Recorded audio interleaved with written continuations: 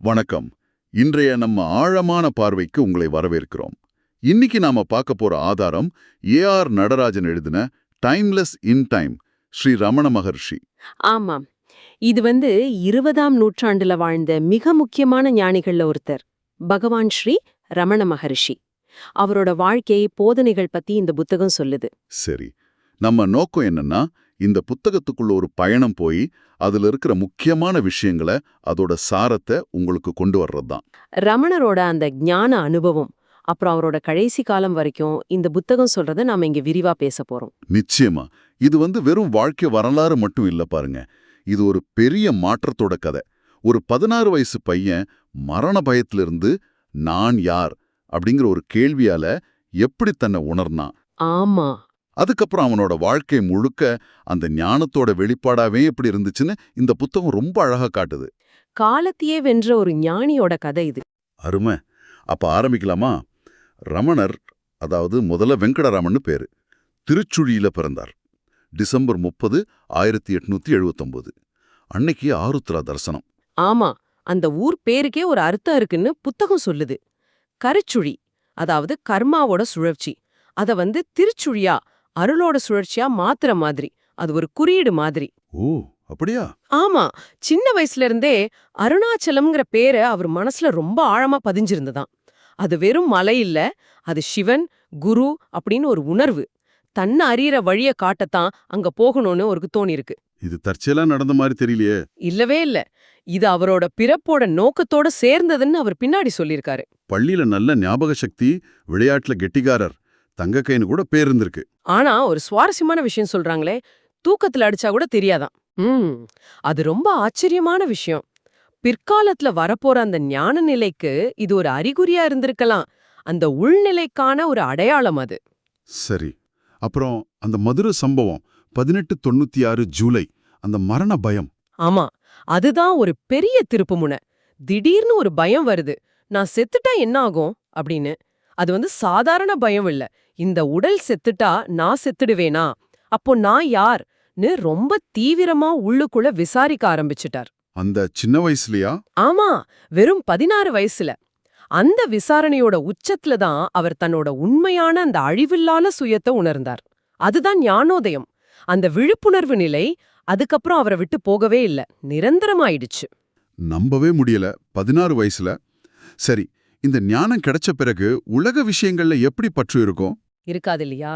School பாடத்துல கவனம் இல்ல. ஒரு நாள் அவங்க சித்தப்பா கோவமா திட்டிட்டார். அண்ணன் நாகசுவாமி, இப்படி இருந்தா உனக்கு எதுக்கு இந்த உலக வாழ்க்கை அப்படின்னு கொஞ்சம் கேலியா சொன்னது. அது இவருக்கு ஏதோ தந்தையின் கட்டளைய மாதிரி கேட்டிருக்கு. அருணாச்சலம் போகணும்னு மனசுல ரொம்ப உறுதியாயிடுச்சு. உடனே கிளம்பிட்டாரா? ஆமா, வீட்ல ஒரு லெட்டர் எழுதி வச்சுட்டு அதுல பாருங்க, கையெழுத்து போடல. தன்னை இது அப்படின்னு தான் சொல்றார். இது அப்பாவை தேடி அவரோட கட்டளைப்படி கிளம்பிடுச்சு. இது ஒரு நல்ல காரியத்துல தான் இருக்கு, யாரும் கவலைப்படாதீங்க அப்படின்னு எழுதிட்டு. தன்னையே இதுன்னு சொல்ற அளவுக்கு அந்த நான் போயிடுச்சு. அதுதான். பயணத்துக்கு எவ்வளவு தேவையோ அதை மட்டும் எடுத்துக்கிட்டு மீதி பணத்தை அங்கேயே வச்சுட்டு கிளம்பிட்டார். அந்த வயசுல அப்படி ஒரு பற்றற்ற நிலை ஆச்சரியம்தான். ஆனா பயணம் ரொம்ப கஷ்டமா இருந்திருக்குமே, வழி தெரியாம, காசு இல்லாம.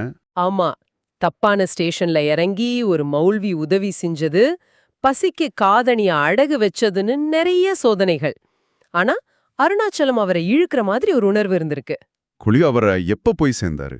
செப்டம்பர் 1, 1896 அருணாச்சலேஸ்வரர் கோயில் வாசலுக்கு வந்துட்டார். நேரா கருவறைக்குள்ள போய், அப்பா உன் கட்டளைப்படி வந்துட்டேன்னு சொன்னாராம். அப்பா கிட்ட வந்துட்டேன் அப்படிங்கிற மாதிரி. ஆமா. அதுக்கப்புறம் பூணூல், முடி, கையில இருந்த மிச்ச காசு எல்லாத்தையும் திறந்துட்டாரு. முழுசா அருணாச்சலத்துக்கிட்ட சரணாகதி. ஆரம்ப கால வாழ்க்கை ரொம்ப கடுமையானதுன்னு சொல்றாங்க. கோயில் மண்டபம், அப்புறம் அந்த பாதாள லிங்க குகை. உடம்பு பத்தின நினைப்பே இல்லாம ஆழ்ந்த தியானம். எறும்பு பூச்சி கடிச்சா கூட அசையாம சமாதி நிலைன்னு சொல்றோம் இல்லையா, அந்த மாதிரி. அந்த மாதிரி நிலையில அவரை யார் பாத்துக்கிட்டாங்க? சேஷாத்ரி சுவாமிகள் மாதிரியே சில பெரியவங்க அவரை கவனிச்சிருக்காங்க. முக்கியமா பாலசுவாமின்னு ஒருத்தர் கிட்டத்தட்ட 17 வருஷம் பகவானோட உடம்ப கவனிச்சுக்கிட்டார். ஏன்னா ரமணர் அப்போ அதிகமா மௌனமா தான் இருந்தாரு. இவங்க உதவி இல்லனா அந்த உடல் எப்படி இருந்திருக்கும்னு சொல்ல முடியாது. அப்புறம் குருமூர்த்தம்னு ஒரு இடத்துலயும் சடங்குடி, நீளமா நகம். ஆமா, சுத்தமா உடம்ப பத்தி கவனப்படாம. அங்க சுவத்துல ஏதோ எழுதி வச்சத பார்த்து தான் அவர் திருச்சுழிக்காரன்னே தெரிய வந்திருக்கு. இந்த ஆரம்பகால கஷ்டமெல்லாம் எதுக்குன்னு தோணுது? அது பிற்காலத்துல அவர் உலக குருவா ஆகப் போறதுக்கு ஒரு அடித்தளம் மாதிரி. அந்த அசைக்க முடியாத உள்நிலை, உடல் உணர்வை கடந்த அந்த அனுபவம், அதுதான் அவரு கொடுத்து போற அமைதிக்கு ஆதாரம். சரி, அப்புறம் விருப்பாக்ஷ குகை 1899 இருந்து 1916 வரைக்கும் அங்க என்ன முக்கியமா நடந்தது? ஓ, அங்க நிறைய விஷயங்கள். முக்கியமா கணபதி முனியோட சந்திப்பு. அவர் பெரிய பண்டிதர். அவரோட தவத்துல ஏதோ தடை. ரமணரை பார்த்து தவம்னா என்னன்னு கேட்டார். அதுக்கு ரமணர் என்ன சொன்னார்? ரொம்ப எளிமையா, எண்ணம் எங்கிருந்து வருதோ அந்த மூலத்தை தேடி அதுல மனசு அடங்குறது தான் தவம் அப்படின்னார். இது கணபதி முனிக்கு பெரிய திறப்பா இருந்துச்சு. அவர்தான் வெங்கடராமனுக்கு பகவான் ஸ்ரீ ரமண மகரிஷின்னு பேர் வச்சார். ஓ, அப்போ அந்த பேர் கணபதி முனி கொடுத்ததா? ஆமா, அது ஒரு பெரிய அங்கீகாரம். அதே மாதிரி முதல் மேற்கத்திய பக்தர் எஃப்.எச். ஹம்ப்ரீஸ் அங்கதான் அவரை சந்திச்சார். அப்புறம் சிவப்பிரகாசம் பிள்ளைன்னு ஒருத்தர் கேட்ட கேள்விகளுக்கு ரமணர் எழுதி கொடுத்த பதில்கள் தான் நான் யார் புத்தகம். ஆமா. அது ரொம்ப பிரபலம் இல்லையா? ஆமா, ரமணரோட போதனைகளோட சாரம் அது. அப்புறம் இன்னொரு முக்கியமான விஷயம், அங்க நடந்த அந்த மரண அனுபவம். ஆமா, அத நீங்க சொன்னீங்க. உடம்பு செயலற்று நீளமா மாறி. ஆமா, எல்லாரும் அவர் போயிட்டாருன்னு நினைச்சிட்டாங்க. ஆனா ரமணர் அந்த நிலையிலையும் நான்கிற உணர்வு மட்டும் தொடர்ந்து அப்படியே இருந்ததை கவனிச்சார். இது நான்கிற உணர்வு உடம்போட போகாது, அது அழிவற்றதுன்னு அவருக்கே நேரடியா கிடைச்ச அனுபவம். இது அவரோட போதனைக்கு ஒரு பெரிய சான்று. நிச்சயமா. இந்த காலகட்டத்துல தான் அவங்க அம்மா அழகம்மாளும் நிரந்தரமா தங்க ஆரம்பிச்சாங்க. முதல்ல பையனை வீட்டுக்கு கூப்பிட முயற்சி பண்ணாங்க. அதுக்கு ரமணர் எழுதின அந்த கடிதம், எல்லாம் கர்மா படி நடக்கும். ஆமா, அது ரொம்ப ஃபேமஸ். அப்புறம் அம்மாலே அவரை குருவா ஏத்துக்கிட்டாங்க. ரமணர் அம்மாவோட சில பழமைவாத எண்ணங்களை, ஜாதி பாக்குறது, இதையெல்லாம் மெதுவா மாத்தினாரு. அப்பழம் போடுற பாட்டு மூலமா வேதாந்தம் சொன்னாரு. ஓ, அப்படியா? ஆமா. அதுக்கப்புறம் அம்மா ஆசிரமத்துல எல்லாரையும் ஒன்னா பார்க்க ஆரம்பிச்சாங்க. 1922ல அவங்க மகா சமாதி அடையும் போது ரமணரே அவங்க பக்கத்துல இருந்து அவங்க ஆன்மா விடுதலை அடைய உதவினாருன்னு புத்தகம் சொல்லுது. அந்த சமாதி மேலதான் மாத்ருபூதேஸ்வரர் கோயில் கட்டுனாங்க. விருப்பாக்ஷ குகைக்கு அப்புறம் ஸ்கந்தாசிரமம். ஆமா, விருப்பாக்ஷ குகையில தண்ணி வசதி குறைவு. அதனால கொஞ்சம் மேல கந்தசாமின்னு ஒருத்தர் முயற்சியால ஸ்கந்தாசிரமம் கட்டுனாங்க. 1916ல இருந்து 1922 வரையும் அங்க இருந்தாங்க. அம்மா சமாதிக்கு அப்புறமா தான் ஆசிரமம் ஆரம்பிச்சது. சரிதான். அம்மா சமாதிக்கு அப்புறம் மலையிலிருந்து கீழே இறங்கி சமாதி பக்கத்திலே தங்க ஆரம்பிச்சிட்டாரு.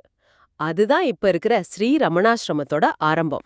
அங்க அந்த பழைய ஹால்ல தான் அவரு பெரும்பாலும் இருந்தாரு. அந்த ஹால லிபர்ட்டி ஹால்னு சொல்றாங்களே. ஆமா, ஏன்னா அங்க மனுஷங்க, அணில், குரங்கு, நாய், மாடுன்னு எல்லாத்துக்கும் சுதந்திரம். எல்லாம் அவர் பக்கத்திலே சுத்தும். ரமணர் ஆசிரம வேலைகளையும் செய்வாராமே, சமையல் எல்லாம் கூட. கண்டிப்பா. காய்கறி நறுக்கிறது, சமையல் செய்யறதுன்னு எல்லாத்துலயும் பங்கெடுத்துக்கிட்டாரு. வேலைய ஒரு தியான மாதிரி பார்த்தாரு. அங்க ஒழுக்கத்துக்கும் சமத்துவத்துக்கும் ரொம்ப முக்கியத்துவம் கொடுத்தாரு. சமத்துவம்னா எப்படி? உதாரணமா, சாப்பாட்டு ஹால்ல எல்லாருக்கும் ஒண்ணு போல பரிமாறணும்னு ரொம்ப கண்டிப்பா இருப்பார். தனக்கு மட்டும் கொஞ்சம் கூட வச்சா கோவப்படுவார். ஏழைங்க, புல் சுமந்து வர்ற பெண்கள் கிட்ட எல்லாம் ரொம்ப அன்பா பேசுவார், சாப்பாடு கொடுப்பார். அவரோட ஞானம் வெறும் பேச்சோட நிக்கல, வாழ்க்கையில தெரிஞ்சுது.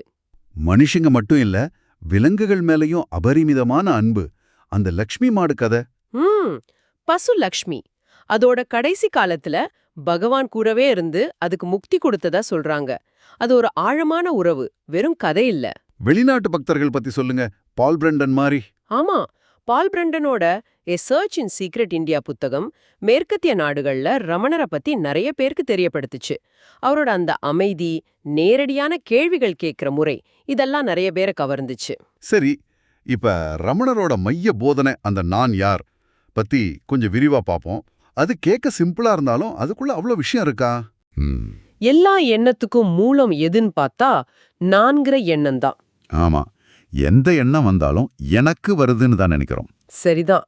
அப்போ அந்த நான் யார் அப்படின்னு அந்த எண்ணம் எங்கிருந்து கிளம்புதுன்னு உள்ளுக்குள்ளேயே தேடி போனா அது நம்ம ஆன்மீக இருதயம்னு சொல்ற இடத்துல, அதாவது உணர்வோட மையத்துல கரைஞ்சு போயிடும். இதுதான் சுயத்தை தெரிஞ்சுக்கிற நேரடி வழி. அப்போ எண்ணங்களை அடக்க நினைக்காம அது வர்ற இடத்தையே கவனிச்சா போதுமா? இது நடைமுறை வாழ்க்கையில முடியுமா? வேலை குடும்பம்னு இருக்கும்போது முடியும்னு தான் ரமணர் சொல்றாரு. அவர் சொன்ன உதாரணம் ரொம்ப நல்லா இருக்கும். கடல்ல அலை ஓயற வரைக்கும் காத்திருந்தா குளிக்கவே முடியாது. அலை அடிக்கும் போதே குளிக்க கத்துக்கணும். ஓ சரி சரி. அதே மாதிரி உலக வேலைகளை செஞ்சுக்கிட்டே மனச உள்ள திருப்பி அந்த நான் மேல கவனம் வச்சுக்க முடியும். இது பயிற்சிலாம். இன்னொரு வழி சரணாகதி. சரணாகதின்னா கடவுள்கிட்டயோ குரு கிட்டயோ முழுசா நம்மள ஒப்படைச்சிடுறது. நம்ம விருப்ப விட்டுட்டு நடக்கிறத ஏத்துக்கிட்டா அந்த பாரத்தை அவங்க பாத்துப்பாங்க. இதுவும் அந்த நான்கிற அகந்தைய கரைக்கும். அப்புறம் அவரோட இறுதி காலம் 1949ல அந்த புற்றுநோய் கட்டி சார்கோமா ரொம்ப வலி இருந்திருக்குமே.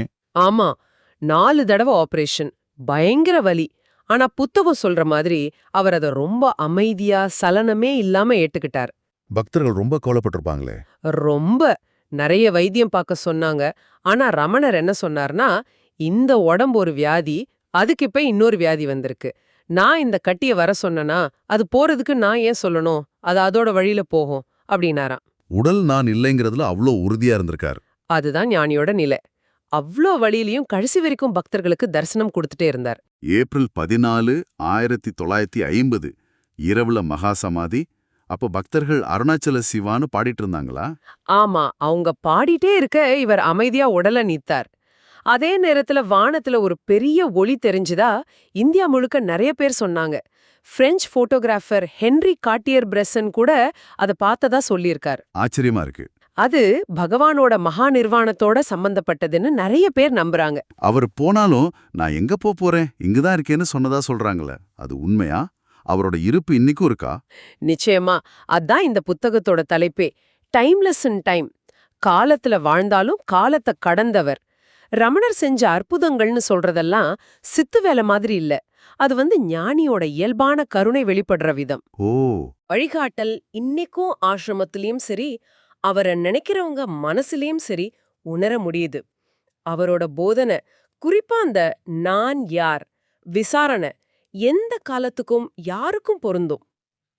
ஆக மொத்தத்துல இந்த புத்தகம் ஸ்ரீ ரமண மகர்ஷியோட வாழ்க்கை வழியா அவர் உணர்ந்த அந்த ஞானத்தை ரொம்ப அழகா ஆழமா நமக்கு காட்டுது. திருச்சுழி வெங்கடராமன் அருணாச்சல ரமணரா மாறி உலகத்துக்கே குருவான கதை. சுருக்கமா சொன்னா ரமணரோட வாழ்க்கை எளிமையோட உச்சம், ஆனா ஞானத்தோட ஆழம். நான் யார்னு கேட்டு தன்னை உணர்ந்து அந்த உணர்விலேயே நின்னு அதையே ரொம்ப இயல்பா மத்தவங்களுக்கும் சொன்ன ஒரு மகா ஞானி. கருணை, சமத்துவம், அந்த அசைக்க முடியாத அமைதி, இதுதான் அவர் வாழ்க்கை. ஆமா, இந்த ஆழமான பார்வை ஏஆர் நடராஜனோட இந்த புத்தகம் மூலமா பகவான் ஸ்ரீ ரமணரோட அந்த அபூர்வமான வாழ்க்கையும் ரொம்ப சக்தி வாய்ந்த அதே சமயம் எளிமையான போதனைகளையும் உங்களுக்கு ஒரு அறிமுகம் செஞ்சிருக்கும் நம்புறோம். குறிப்பா அந்த அசையாத உள்ளமைதி உங்களுக்கும் ஒரு தூண்டுதலா இருக்கலாம். நீங்க உங்க அன்றாட வாழ்க்கையில சந்திக்கிற பிரச்சனைகளுக்கு நடுவுலயும் இந்த புத்தகம் சொல்ற ரமணர் காட்டின அந்த சுய விசாரணை முறையோ இல்ல அவர் வாழ்ந்த அந்த அமைதியோ உங்களுக்குள்ள ஒரு தேடலை ஆரம்பிக்கிறதுக்கு ஒரு சின்ன பொறியா அமையாரும். நிறைவா உங்களுக்காக ஒரு சிந்தனை. ரமணர் சொன்னார், சுயம் எப்பவுமே இருக்கு, அதை மறைக்கிறது நம்ம எண்ணங்கள் தானு. அவர் அருணாச்சல மலையையே குருவா பார்த்தார். ஒரு மலை கூட வழிகாட்ட முடியும்னா நம்மள சுத்தி இருக்கிற சாதாரண விஷயங்கள்ல என் நம்பக்குள்ளேயே கூட வழிகாட்டுதல் இருக்காதா? நல்ல கேள்வி. அந்த மெய்ஞான அனுபவத்துக்கும் இப்ப இருக்கிற நமக்கும் நடுவுல உண்மையில என்ன தடை இருக்கு? கொஞ்சம் யோசிச்சு பாருங்க. இந்த புத்தகம் வழியா நாம செஞ்ச இந்த அலசல், இந்த கேள்வியை உங்க மனசுல விதைக்கட்டும். மீண்டும் அடுத்த ஆழமான பார்வையில சந்திக்கலாம். நன்றி.